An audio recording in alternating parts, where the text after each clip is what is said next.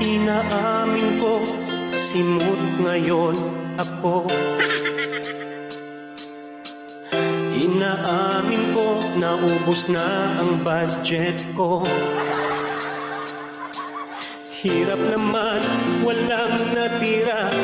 January pa lang, puno pinatuyo aking ulam. Yan agad aking ulam.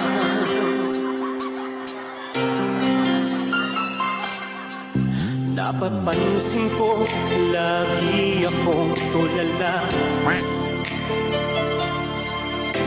Dinipid ko, gastos kong malala. Wallet ko ay umiiyak, lagi na lang akong naghihirap. Wala pa rin pagbabago,